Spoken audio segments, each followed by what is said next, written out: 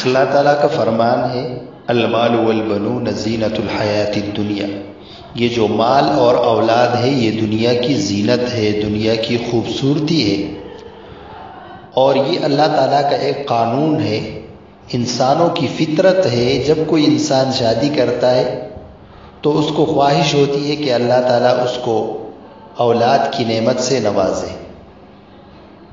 بہت سارے لوگ ایسے بھی ہیں جو اس نعمت سے محروم ہیں۔ انبیاء علیہم السلام میں سے ایسے انبیاء موجود ہیں جن کی ابتدا میں اولاد نہیں تھی، انہوں نے اللہ تعالیٰ سے دعا مانگی ہے اور اللہ تعالیٰ نے ان کو اولاد عطا فرمایا ہے۔ تو یہ جو اولاد ہے یہ بہت بڑی نعمت ہے۔ میرے ایک دوست ہے، میرے پاس آئے اور کہا کہ شادی کو 4 سال ہو گئے، ابھی تک اولاد نہیں ہے، مجھے آپ کوئی وظیفہ بتا دیں۔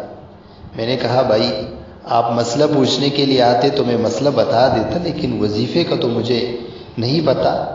البتہ یہ ہے کہ آپ کل مجھ سے پوچھ لیں، میں انشاءاللہ کسی سے پوچھ کے، کسی بزرگ سے پوچھ کے یا کسی کتاب میں دیکھ کر آپ کو بتا دوں گا۔ میں اسی وظیفے کو ڈھونڈ رہا تھا، اس کی پریشانی چونکہ بہت زیادہ تھی، تو میں سوچ رہا تھا اس کے لیے کوئی وظیفہ کسی سے پوچھ لوں یا کسی کتاب میں دیکھ لوں۔ تو آپ کے مسائل اور ان کا حل، یہ ایک کتاب ہے، میں دیکھ رہا تھا، اس میں یوسف لدھیانوی صاحب رحمہ اللہ سے کسی نے یہی سوال پوچھا ہے کہ میری شادی ہوئی ہے اور ابھی تک اولاد نہیں ہے، تو انہوں نے ایک وظیفہ بتایا ہے۔ وہ وظیفہ یہ ہے کہ آپ 40 لونگ لیں اور اس پر 7 مرتبہ، ہر لونگ پر 7 مرتبہ سورہ نور کی جو آیت نمبر 40 ہے یہ دم کر دیں، اور پھر سونے سے پہلے روزانہ 1 لونگ کالیا کریں اور اس پر پانی نہ پیے۔ اور حضرت جہاں بھی وظیفہ بتاتے ہیں تو اکثر یہ ترغیب دیتے ہیں اور یہ اس کے ساتھ بتا دیتے ہیں کہ اس وظیفے کے ساتھ نماز پڑھنی ضروری ہے، نماز پڑھیں گے تو یہ وظیفہ جلد اثر کرے گا۔ تو میں نے اس کتاب میں یہ وظیفہ دیکھ لیا اور کل دوست کو بتا دیا۔ اس کو چونکہ بہت بڑی پریشانی تھی، اس نے اس پر عمل کرنا شروع کر دیا، اور اللہ تعالیٰ نے اگلے سال اس کو اولاد کی نعمت سے نوازا۔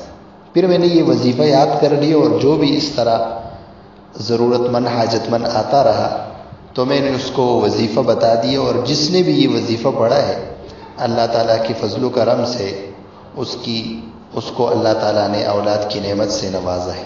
تو یہ ایک بہت ہی مجرب وظیفہ ہے، بزرگوں کی کتابوں میں لکھا ہوا ہے، اور بہت سارے لوگوں نے اس پر عمل کیا ہے، اللہ تعالیٰ نے اس کو اولاد کی نعمت سے نوازا ہے۔ تو میں یہ بتا رہا تھا کہ اولاد اللہ تعالیٰ کی طرف سے نعمت ہے۔